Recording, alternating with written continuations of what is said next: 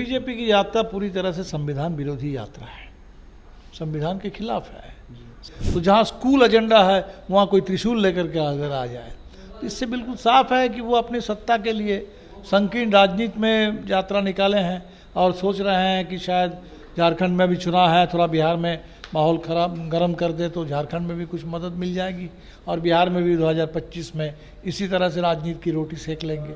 ये गिरिराज सिंह और मंगल पांडे और सम्राट चौधरी या इनके नेताओं के बातों में झांसे में नहीं आने वाला है। माले के खिलाफ तो प्रशांत किशोर जी बोल रहे हैं, तो इससे पहले तो योगी आदित्यनाथ आके बोल चुके हैं, अमित शाह भी आकर के बोल के गए, नड्डा साहब भी बोल के गए।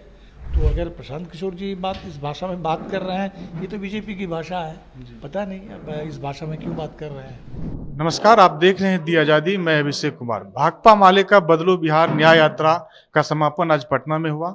हमारे साथ हैं भाकपा माले के महासचिव कॉमरेड दीपांकर भट्टाचार्य जी, इनसे बातचीत करेंगे। कैसा रहा सर यात्रा बिहार में? यात्रा बहुत ज़बरदस्त रही। अब हमसे अगर आप पूछेंगे तो मैं तो पिछले 30-40 साल से बिहार मेरा नियमित तौर पर आना जाना रहा है।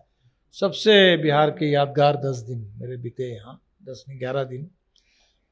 भरपूर जन समर्थन मिला, हर तबके का मिला, स्कूल के बच्चे आकर के मिले, क्लास 9 की 2 छात्राएं अपने से आकर के यात्रा में शामिल होकर के 4 किलोमीटर हमारे साथ कदम मिला करके वो चली हैं। तो यात्रा का जो समर्थन मिला और लोगों की जो उम्मीद जगी है, हमने तो नाम रखा था बदलो बिहार, वो एक नाम था, अब वो एक नारा बन रहा है और ये यात्रा से आप धीरे धीरे हम एक आंदोलन की ओर बढ़ रहे हैं। और इस आंदोलन में हम देख रहे हैं कि सबकी भागीदारी है, महिलाओं की भागीदारी है, मिड डे मील, आशा, आंगनबाड़ी, जीविका कैडर, सारे के सारे लोग परेशान हैं, मजदूर परेशान हैं, बिहार के नौजवान परेशान है, पलायन जो चरम पर है बिहार से। अभी हम लोग गया में थे, वजीरगंज छोटा सा कस्बा, 5 बस वहाँ से हर रोज खुल रही है कलकत्ता के लिए, 2 बस खुल रही है सिलीगुड़ी के लिए। मजदूरों के पलायन नहीं तो वाजिरगंज से इतने कलकत्ता जाने वाले कौन लोग होंगे, सिलीगुड़ी जाने वाले कौन लोग होंगे। तो ये लगातार पलायन हो रहा है, बसों में भर करके, ट्रेनों में भर करके, और यहाँ कोई रोज़गार नहीं है।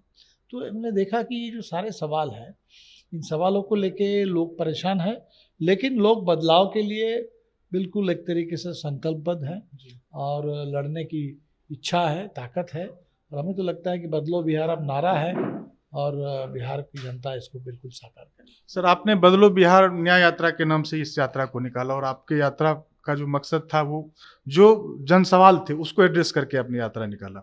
बीजेपी के द्वारा हिंदू स्वाभिमान के नाम पे यात्रा निकाली गई, किस रूप में? बीजेपी की यात्रा पूरी तरह से संविधान विरोधी यात्रा है, संविधान के खिलाफ है। संविधान के पहले पन्ने पर लिखा हुआ है we the people of India, और हम सब लोग, चाहे धर्म कुछ भी हो, भाषा कुछ भी हो, संविधान की नज़र में सब बराबर हैं, सबको आज़ादी है, सबके बीच में भाईचारा होना चाहिए। वहाँ अगर कोई कह दे कि अररिया में रहना होगा तो हिंदू बन के रहना होगा। पूरे बिहार के बच्चे स्कूल को लेकर परेशान हैं, सरकारी स्कूल ठीक से चल नहीं रहा है, स्कूल बेहतर और ज़्यादा स्कूल और बढ़िया स्कूल चले, तो जहाँ स्कूल एजेंडा है वहाँ कोई त्रिशूल लेकर के अगर आ जाए, इससे बिल्कुल साफ है कि वो अपनी सत्ता के लिए संकीर्ण राजनीति में यात्रा निकाले हैं और सोच रहे हैं कि शायद झारखंड में भी चुनाव है, थोड़ा बिहार में माहौल खराब गर्म कर दे तो झारखंड में भी कुछ मदद मिल जाएगी और बिहार में भी 2025 में इसी तरह से राजनीति की रोटी सेक लेंगे। लेकिन ये एजेंडा उत्तर प्रदेश में ही 2024 ने बताया कि जनता ने उसको खारिज कर दिया है। तो बिहार में भी हमने देखा कि बिहार की जनता बहुत जागरूक है। ये गिरिराज सिंह और मंगल पांडे और सम्राट चौधरी या इनके नेताओं के बातों में झांसे में नहीं आने वाला है। अभी सर बिहार में उपचुनाव चल रहे हैं, 4 सीट में से 1 सीट आपकी पार्टी भी लड़ रही है, तरारी विधानसभा का, क्या कहना चाहेंगे? तरारी देखिए, तो पहले तो तरारी का नाम होता था सहार। हाँ, और सहार में उस समय राम नरेश जी हमारे विधायक होते थे 95 से 2010 तक। संयोग से आज इस समय उपचुनाव है और आज राम नरेश जी की बरसी भी है, 14वीं बरसी है। और तो तरारी के लोग माले की जो धारा तरारी में लगातार जनता के प्रति प्रतिबद्धता, विकास का काम, जनता के लिए उनके दुख सुख बांटने का काम, तो लोग चाहते हैं कि धारा बरकरार रहे और कॉमरेड राजू यादव इस बार हमारे उम्मीदवार हैं, नौजवान नेता हैं। जिनको आपने पहले संसद का चुनाव लड़ाया था। बिल्कुल 2019 में, वो 14 में और 19 में लोकसभा का चुनाव लड़े हैं जी। और अभी विधानसभा का लड़ेंगे। पहले एक आध जगह विधानसभा का भी लड़ चुके हैं। मुझे बिल्कुल भरोसा है कि तरारी की जनता का समर्थन, आशीर्वाद राजू को मिलेगा और राम नरेश जी की परंपरा को आगे लेकर के जाएंगे। एक कल प्रशांत किशोर अपने नामांकन सभा को संबोधित करते हुए कहा कि माले से कौन बचाएगा, माले से हम बचाएंगे। तो माले के किस चीज को लेकर के वो जनता को डर दिखाना चाह रहे हैं प्रशांत? ये पता नहीं, प्रशांत किशोर जी बताएंगे। माले से बचाने वाले अभी तक तो जो भी लोग कह रहे थे जी। माले को एक तरीके से दुश्मन के रूप में, वो सारे लोग पिट चुके हैं। माले के खिलाफ तो प्रशांत किशोर जी बोल रहे हैं, तो इससे पहले तो योगी आदित्यनाथ आगे बोल चुके हैं, अमित शाह भी आकर के बोल के गए, नड्डा साहब भी बोल के गए माले के लोगों को कि ये सब लोग अर्बन नक्सल है और ऐसे है वैसे है।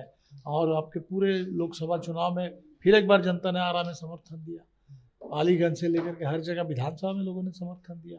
तो अगर प्रशांत किशोर जी इस भाषा में बात कर रहे हैं, ये तो बीजेपी की भाषा है, पता नहीं अब इस भाषा में क्यों बात कर रहे हैं। तो आप जीत को लेकर आश्वस्त हैं, तरारी की जीत को लेकर? नहीं, देखिए चुनाव तो जी जनता फैसला करती है, तो हम तो अपील करेंगे इस समय जनता से ही, और निश्चित तौर पर हमारे साथी मेहनत कर रहे हैं, तो मेहनत कर रहे हैं और जनता के साथ जुड़े हुए हैं। हम उम्मीद करेंगे निश्चित तौर पर कि जनता का समर्थन मिलेगा, साथ मिलेगा। धन्यवाद। तो ये थे भाकपा माले के महासचिव, इनसे हम बदलो बिहार न्याय यात्रा और बिहार उपचुनाव के संदर्भ में इनसे बातचीत कर रहे थे। मिलते हैं फिर किसी अगले वीडियो में, तब तक के लिए बहुत बहुत धन्यवाद।